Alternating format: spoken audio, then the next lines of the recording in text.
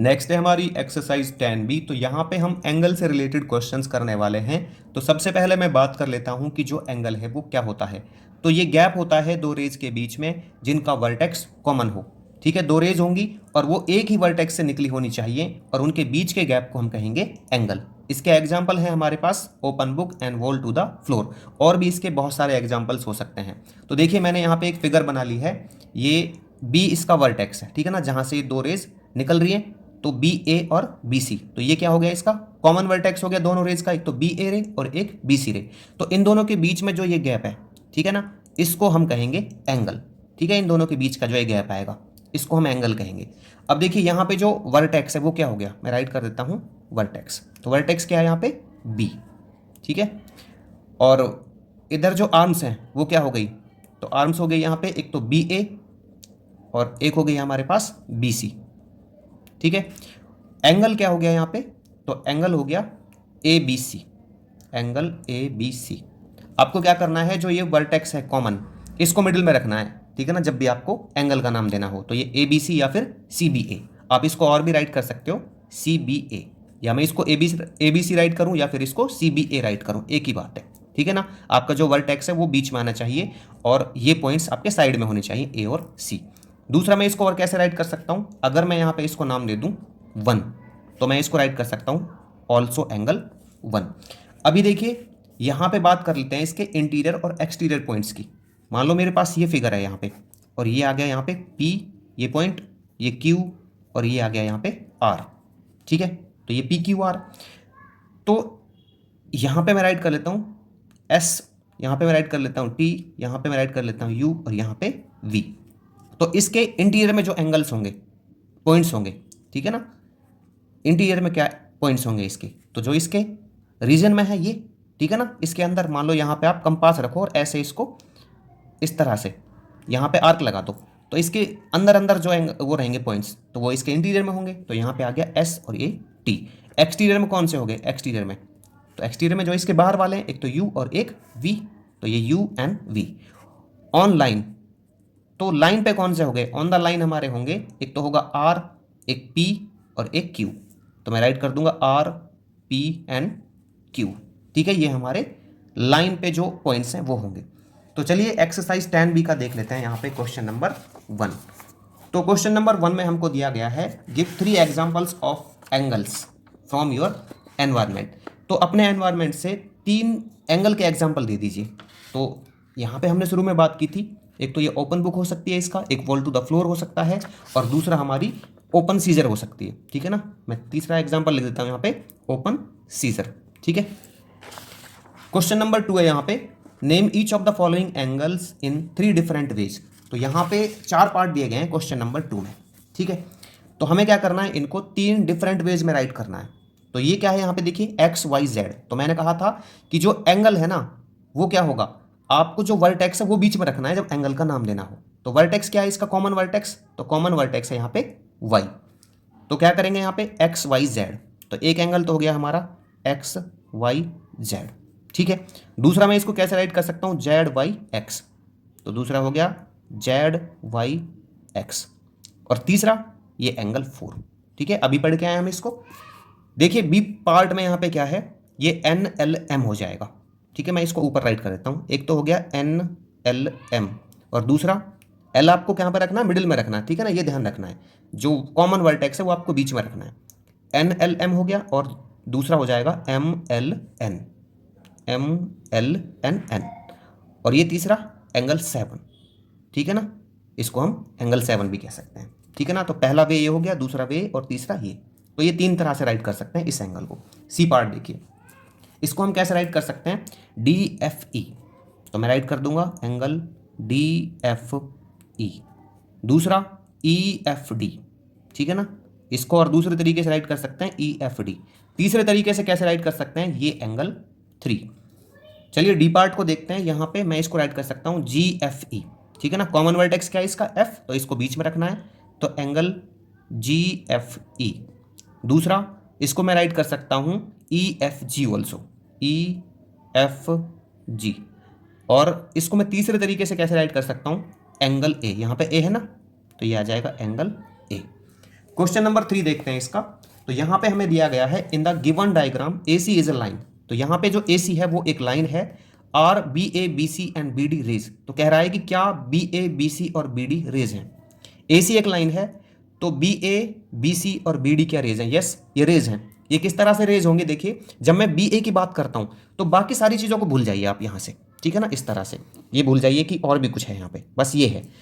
तो रेज के लिए क्या होना चाहिए? कोई भी रे होगी तो उसमें हमारा एक तो एंड पॉइंट होगा और दूसरा उसमें एक एरो होगा, ठीक है ना। मतलब रे के लिए आपका क्या होना चाहिए? बस एक एरो होना चाहिए, और सारी चीज़ों को भूल जाओगे तो यहाँ पे क्या है? एक एरो लगी हुई है, ठीक है। तो BA, तो ये क्या है? एक रे है। इसी तरह से BC को देखेंगे तो बाकी सारी चीज़ें भूल जाइए। तो BC को देखिए, तो BC क्या है? एक रे है। यहाँ पे इसका एंड पॉइंट और ये इसका एंड पॉइंट नहीं है, ये यहाँ पे आगे बढ़ता हुआ जा रहा है, ठीक है ना, एक एरो लगा हुआ है इसमें। तो ये BC भी एक क्या होगा? हमारा रे होगा। सेम BD, तो BD को यहाँ पे देखिए, बाकी चीज़ें भूल जाइए, सिर्फ B और D की तरफ देखिए। तो यहाँ पे ये इसका एंड पॉइंट है और यहाँ पे ये आगे बढ़ता हुआ जाता है, मतलब इसमें एक एरो लगा हुआ है। तो ये भी एक क्या होगा? रे होगा। तो हम कह सकते हैं कि BA BC और BD जो है वो रेज हैं। यहाँ पे दिया गया है आगे, there are 3 angles in the figure, one is angle ABC, what are the others. कह रहा है कि यहाँ पे ना 3 एंगल्स हैं इस फिगर में। तो एक दिया हुआ है ABC, ये ABC दे दिया, ये यहाँ पे इस तरह से, ठीक है ना, ये ABC। तो बाकी क्या होंगे? तो एक तो ये हो जाएगा यहाँ पे और एक ये हो जाएगा। ये कौन सा है? ये है ABD, ठीक है। तो ये हो गया एक एंगल ABD हो गया, और दूसरा ये DBC, angle DBC। Question number 4 देखिए, कह रहा है यहाँ पे the diagram shows 2 intersecting lines AB and CD। ये जो डायग्राम है 2 इंटरसेक्टिंग लाइंस को शो कराता है, AB और CD। बिल्कुल ये इंटरसेक्टिंग लाइंस हैं, इनका जो पॉइंट ऑफ इंटरसेक्शन है वो E है। तो कह रहा है could you think of the diagram as being formed by 4 rays with a common end point. तो क्या आप सोच सकते थे इस तरह के किसी डायग्राम को जो 4 रेज से मिलकर बना हो, जिनका कॉमन एंड पॉइंट हो, ठीक है। तो बिल्कुल ये हमारा 4 रेज से मिलकर बना है और इनका जो एंड पॉइंट है वो कॉमन है, ठीक है। तो बिल्कुल सोच सकते थे। बी पार्ट है इसका, name at least 6 angles that are formed by the rays. ये कह रहा है कि कम से कम ना 6 एंगल बताइए जो इन रेज से मिलकर बनते हैं। तो बता देते हैं यहाँ पे 6 एंगल्स कौन से होंगे। देखो, ये एंगल्स बनेंगे हमारे, एक तो बन जाएगा यहाँ पे AEC, ठीक है, मैं राइट कर देता हूँ यहाँ पे, एंगल AEC। दूसरा क्या बन सकता है? CEB, ठीक है, एंगल CEB। तीसरा क्या बन जाएगा यहाँ पे? देखो, एक तो ये हो गया, एक ये हो गया, ठीक है। तीसरा ये हो जाएगा BED, एंगल BED। और चौथा हो गया, ये हो गया DEA, एंगल DEA।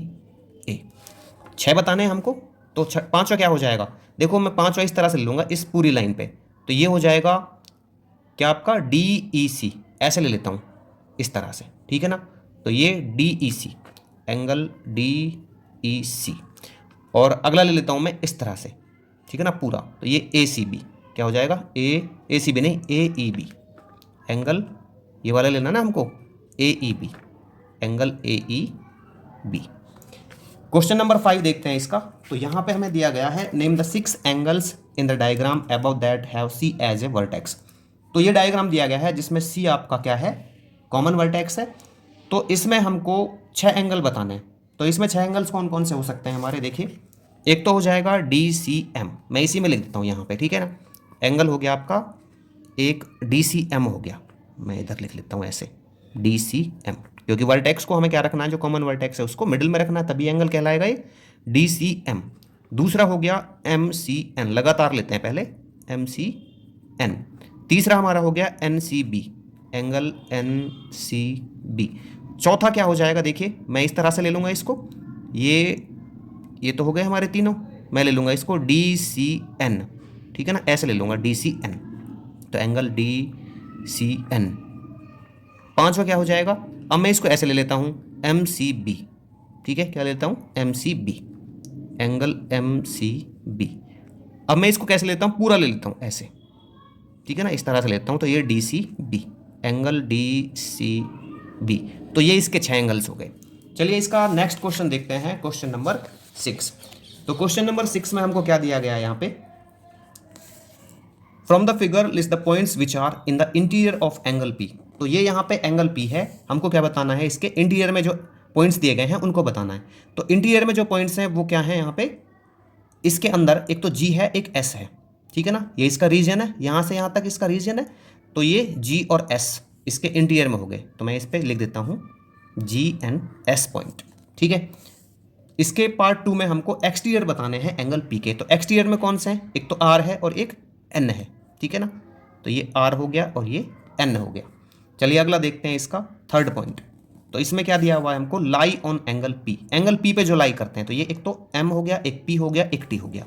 तो एम, ठीक है, फिर यहाँ पे पी और फिर यहाँ पे टी, ये तीनों जो पॉइंट्स हैं वो एंगल पी पे लाई करते हैं। क्वेश्चन नंबर 7 है, in the given figure match the angle indicated by a number by their 3 letter name. तो हमको क्या करना है, इनको मैच कराना है। तो मैं क्या करूंगा, यहाँ पे ना इसको देखूंगा, इसके सामने जो भी एंगल बन रहा होगा यहाँ पे, ठीक है, उसको मैं इसके सामने राइट कर दूंगा। तो मैं देखूंगा डी बी ए। तो देखिए यहाँ पे डी बी ए क्या है, तो ये डी, ये बी और ये ए, ठीक है ना। देखो डी बी ए, तो ये रीजन बन रहा है इसका, तो यहाँ पे क्या है 4, तो ये हो जाएगा एंगल 4। तो मैं यहाँ पे लिख दूंगा एंगल 4। अभी देखिए इसका बी पार्ट क्या है, सी बी डी। तो सी बी डी देखिए कहाँ पे है, सी, ये बी और ये डी, तो ये रीजन बन रहा है इसका यहाँ पे ये, ठीक है ना। तो इसमें कौन सा है, एंगल 3 है, तो ये आ जाएगा एंगल 3। अभी बात करते हैं इसके सी पार्ट की। तो इसमें है ए डी बी। तो ए डी बी कौन सा है, देखो ए डी बी, तो ये रीजन है इसका, ठीक है ना, ये गैप है इसका ए डी बी, तो ये है यहाँ पे एंगल 6। तो एंगल 6 हो जाएगा इसका।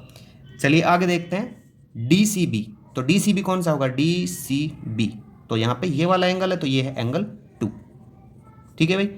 बी ए डी, तो बी ए डी कौन सा है, बी ए डी, तो ये एंगल 1 है, ये है एंगल 1। बी डी सी, तो बी डी सी कौन सा है, देखो बी डी सी, तो ये एंगल 5।